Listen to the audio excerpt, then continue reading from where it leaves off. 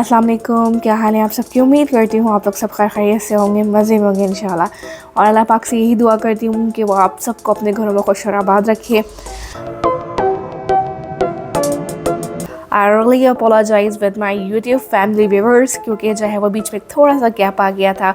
हर किसी की ज़िंदगी में कुछ ना कुछ सर्कमस्टेंसेस ऐसे हो जाते हैं जिसमें थोड़ा सा जो है वो आप पैकअप हो जाते हो, but no worries, I am back again. तो चलिए बिना टाइम वेस्ट किए अपनी जर्नी को स्टार्ट करते हैं। और जैसे कि आपको आइडिया हो गया होगा कि इस वक्त जो है वो हम अबू धाबी पहुंच चुके हैं। अबू धाबी का जो है वो काफ़ी टाइम से प्लान बन रहा था, मगर ये है कि वो फिर मतलब कहीं ना कहीं स्टक हो जाता था। इस टाइम जो है वो मैंने अपने हस्बैंड से कहा कि मुझे कुछ भी हो जाए, मुझे अबू धाबी जाना है, क्योंकि मेरे हस्बैंड की जो फर्स्ट जॉब थी वो अबू धाबी के अंदर ही थी। लेकिन जब मैं यहाँ पर शिफ्ट हुई तो मेरे हस्बैंड की जॉब दुबई के अंदर हो गई थी। उसके बाद से जो है वो मेरे हस्बैंड भी नहीं गए थे, तो मेरा बहुत था कि मुझे एक दफ़ा अबू धाबी विज़िट करना है। फाइनली आज जो है वो हम आ गए थे। और हमने अपनी बुकिंग करवा दी थी, क्योंकि हमारा मूड ये था कि हम अपनी ओन ट्रांसपोर्ट से जाएं। वैसे तो ये होता है कि सिटी टूर भी आप ले सकते हो, हमने कोशिश ये की कि हम अपनी ही ओन ट्रांसपोर्ट से जाएं और जितनी भी अबू धाबी की प्लेसेस हैं वहाँ को विज़िट कर सकें। इसी वजह से हमने यहाँ पे जो है वो रामादा होटल के अंदर जो है वो बुकिंग करवा ली थी 1 डे के लिए, ताकि ये है कि थोड़ा सा आराम करके और फिर जो हमें घूमना फिरना है वो हम साथ के साथ कर सकें। यहाँ पर जो है वो मैं आपको एक जो है वो आइडिया दे रही हूँ कि अगर आप यहाँ पर जो है बुकिंग करवा रहे हैं तो आपको किस तरह जो है वो रूम मिलेगा। काफ़ी अच्छा बड़ा रूम था, और जो कि सारी फैसिलिटीज़ दी जाती हैं एक रूम के अंदर, तो वो सारी आपको यहाँ पर दिख रही होंगी। अच्छा, साथ जो है वो मेरे हस्बैंड ने कोशिश की थी कि जो मेन फ्रंट व्यू है वो उसका हमें रूम मिल जाए, बट अनफॉर्चुनेटली जैसे मैंने आपको बताया कि काफ़ी लोगों की बुकिंग यहाँ पर थी, तो हमें वो वाला रूम नहीं मिला। बट हमें टॉप वाला व्यू देखने को, आप सामने देख रहे होंगे, ये सारा अबू धाबी का जो ओशन लगता है ये वो वाला एरिया था। तो फिर हमने कहा चलो ठीक है, जो भी हमें मिल रहा है और वो बेटर है, और बाकी जब भी अगर हमें टाइम मिलेगा तो हम खुद जाके जो सी वगैरह का यानी जो उनका ओशन का एरिया है वहाँ पे हम विज़िट कर लेंगे।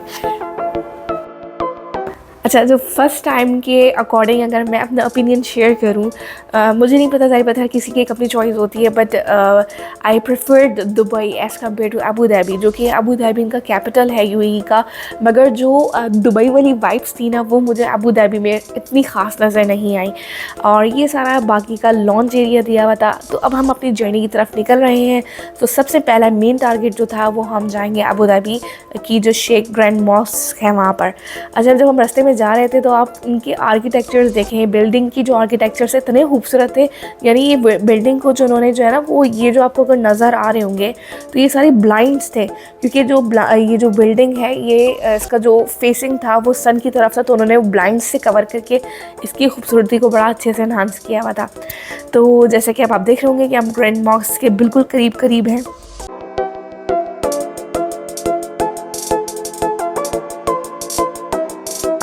फाइनली अब जो है वो हम ग्रैंड मॉस्क के अंदर एंटर हो रहे हैं। और काफ़ी बड़ी मॉस्क है, तो ये है कि आपको जो है वो पार्किंग भी उस लिहाज से मिलेगी। अच्छा, मैं जो लोग जा रहे हैं उनको एक चीज़ जो मुझे फ़ील हुआ वो बताती चलूँ, कि हम समझते हैं कि ग्रैंड मॉस्क के एंट्रेंस यहीं से कहीं से जहाँ पे उन्होंने पार्किंग दी है, मगर ऐसा नहीं है। थोड़ा सा बैक आना पड़ेगा आपको, और आपको ये डोम्स नज़र आ रहे होंगे, इसके अंदर आपको जाना पड़ेगा। और उसके बाद यहाँ पे अंडरग्राउंड जो है वो एक पूरा मॉल दिया हुआ है, उसको क्रॉस करते हुए जाएंगे आप, और उसके बाद आपकी इसकी एंट्री होगी।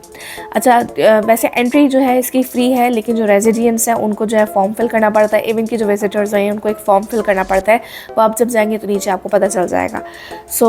Have a look. यहाँ पर जो है वो फर्स्ट लुक है यहाँ पर इस मॉस्क का, जो कि लिटरली बहुत ही खूबसूरत, बहुत ही आलीशान लग रहा था देख के। तो चलें अब एंटर होते हैं और उसके बाद इसकी और खूबसूरती को जो एक्सप्लोर करते हैं।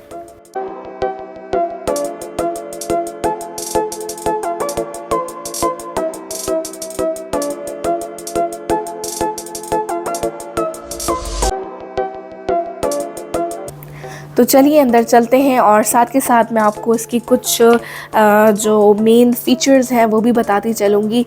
अच्छा, सबसे पहले मेन चीज़ जो देखने वाली वो ये है कि इस मॉस्क जो है वो सिर्फ मुस्लिम्स के लिए नहीं है, बल्कि इसको नॉन मुस्लिम्स भी आके विज़िट कर सकते हैं।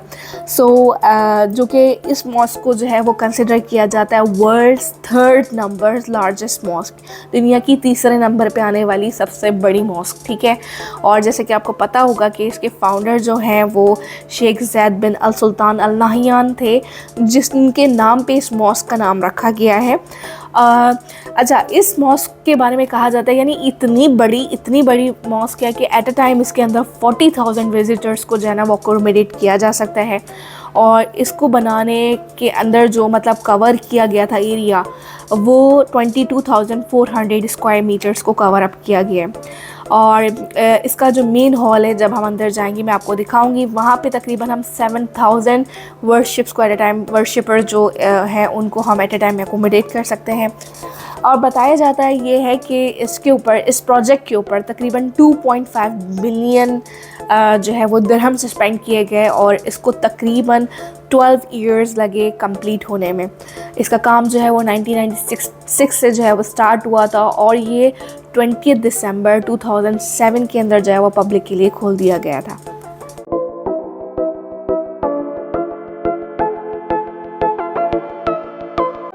अब जो हम नेक्स्ट हॉल के अंदर एंटर हो रहे हैं, तो ये जो है हॉल देखने वाला था माशाल्लाह, बहुत ही खूबसूरत, अमेजिंग।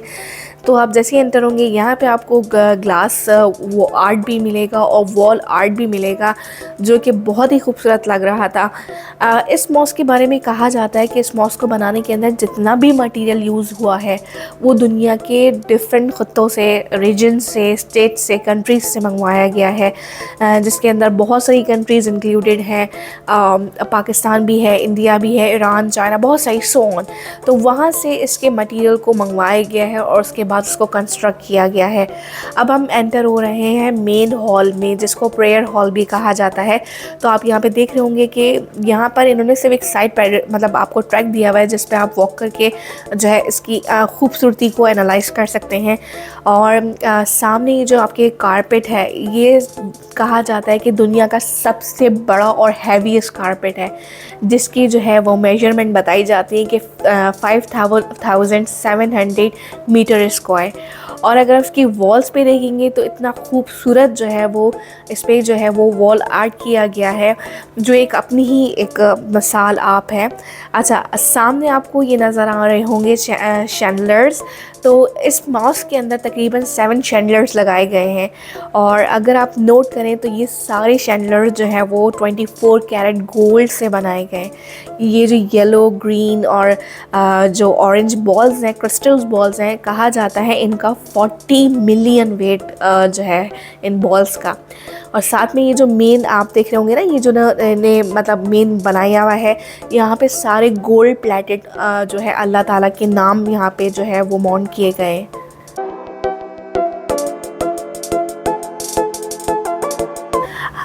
मतलब इसके जो आर्किटेक्चर और जितनी खूबसूरती जो उसकी थी, आप यकीन माने, हम बीइंग अ मुस्लिम, हमारा तो चले फेथ है, लेकिन जो नॉन मुस्लिम्स थे दे रियली इंस्पायर्ड। हमारे साथ एक और फैमिली थी, they are from USA and they was just like के लिटरली के बहुत एक एक पार्ट को जो उन्होंने बनाया है, हर एक एक कॉर्नर को जो सजाया है, वो वाकई अपनी मिसाल आप है।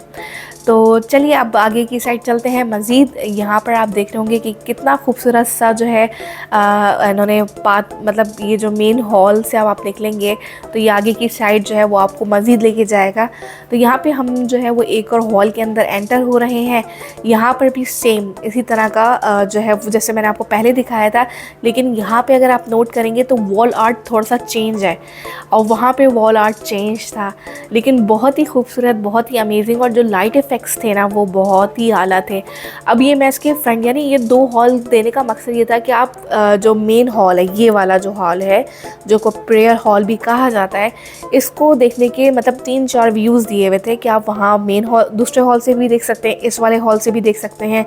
तो ये मैंने जो है वो कैप्चर किया था सारा। और बाकी एक चीज़ मैं ये बताऊँ आपको कि इसको कहा जाता है कि ये सारा जो डिज़ाइन है ये इंस्पायर्ड होके बनाया गया है, यानी यानी जो मुग़ल टाइम्स की जो आर्किटेक्चर था, और ऑटोमान टाइम की जो आर्किटेक्चर था, और जो पर्शियन टाइम का आर्किटेक्चर था, इन तीनों कॉन्सेप्ट्स को मिलाकर जो है वो इस मॉस्क का जो है वो डिज़ाइन रखा गया है।